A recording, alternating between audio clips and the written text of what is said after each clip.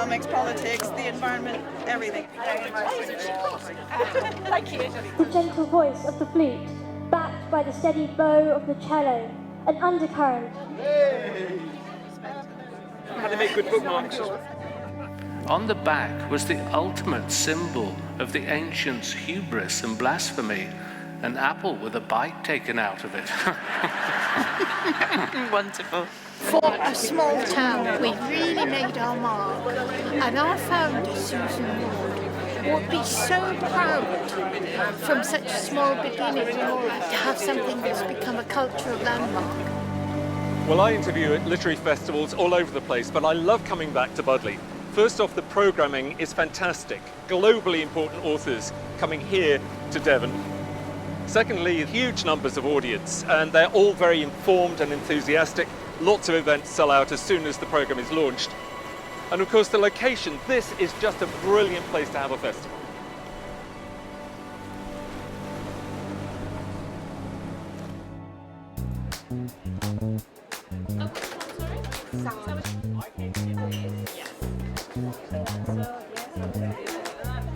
So I spend my whole year on tour, or pretty much. I mean, this year it started in April and it'll finish in December. And coming down to Budleigh is just like a lovely little oasis of calm in the crazy town of being on tour for a whole year. There's some fantastic authors on the market to go and listen to, and some amazing books to go and read, so why not? Really pleased to be part of it. I've known of the festival for quite a few years. It's been the first year I've actually been able to support it, so I'm really proud to be able to do so and look forward to enjoying the events that are on. I actually think for lots of reasons Shakespeare should be cut in the theatre. It's important for directors and people who make theatre to create their own work out of the play we've got. This is what the Greeks considered tragedy to mean. It's not some piddling little personal predilection. It's overarching misfortune, the misstep you cannot help. You've got to be on your toes, particularly with well, actually, even with people who aren't brilliant, but with brilliant people, it's really is a bit challenging. I was a fairly anonymous jobbing journalist, and it's kind of happened by accident that I feel in many ways I'm one of the few mainstream voices for disability. My daughter's training to be a physiotherapist and wish she could have been here, so getting the book for her to read.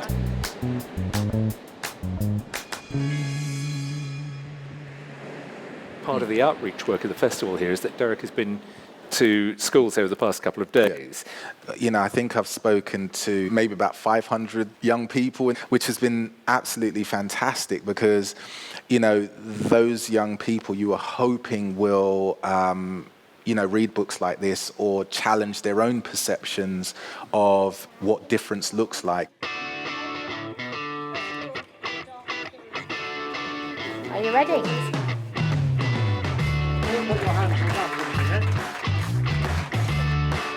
This is our astronaut space tent, and we can make snow on Neptune or try astronaut food.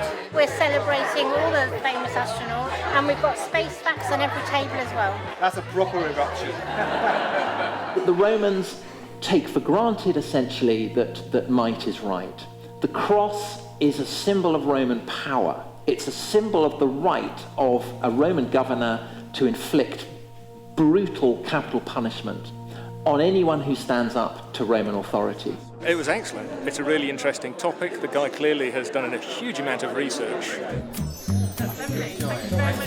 My great aunt Berta had to navigate these two men for 5 years, coming through the house, not talking to each other, not eating with each other, working in the same business, and not having any dealing with each other. That would send you round the bend.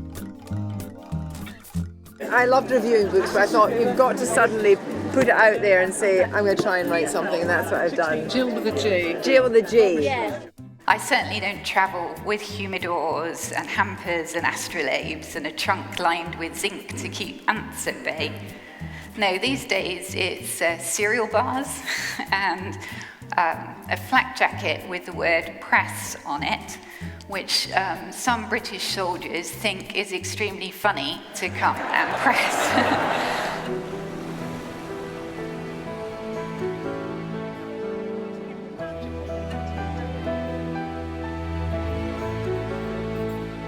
I was in Gaza in 2014, again working as a humanitarian surgeon for the International Committee of the Red Cross. We were in this bunker, and if you can imagine, shells just doing boom, boom, getting closer and closer, and the walls of this bunker were shaking like this, and there was this sort of clouds of dust coming through as we were sitting there, and it just seemed to go on for endless. And I put my hand in my pocket like this, and I picked out this card, and it was from Ellie. And I'd only just met her, and I sort of looked at this card, and I thought, oh. And I thought, well, if I ever get out of this alive, I'll give her a call. So and I did. I sent her an email when I got out, and she emailed me back straight away saying, do you want to go out for dinner tomorrow? So not what. One of the wonderful things is the variety at Budleigh. So there's everything from bodies to apocalypse to Syria, and that's wonderful. So it brings lots of different people into the town, and I think there's just something for everyone. I thought it would be so interesting to write a novel about an archaeologist. And then I thought, wouldn't it be funny if the civilization they were digging into was ours? What would we leave behind? I mean, what would they make of us? We're not in Kansas anymore. We're not dealing anymore with ordinary far-right stuff. We're dealing with something that is seeping into the pores of Western democracy. The threat is not that one day we take power, because they're not going to take power. The threat is that in our minds we're already living in this way. In that way, they are doing what utopian socialists used to do, creating the ideal society for them in a little niche, because they can't create it in the world. The world should always be run with a glass of white wine around about 6 o'clock in the evening, is my view. And a convivial conversation about stuff that matters. All right, well, I'll just do my signature. Well, all I can say now to you, please, is will you switch off your mobile phone and please welcome Adam Kay.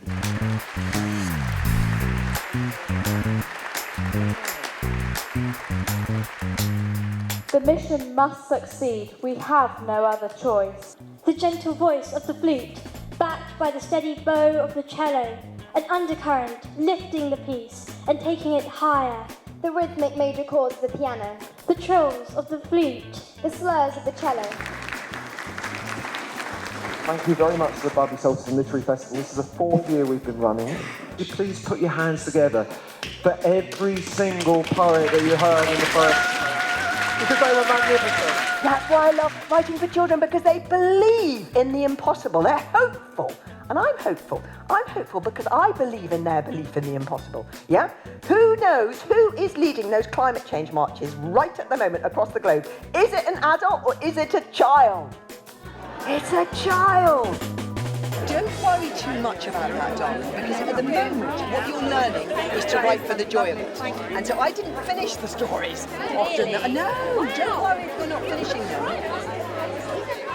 The house is actually based on a hotel in Cornwall called Foy Hall. And does anybody know Foy Hall? You don't go to Cornwall. Cornwall's kind of out of bounds. So we're not crossing that border.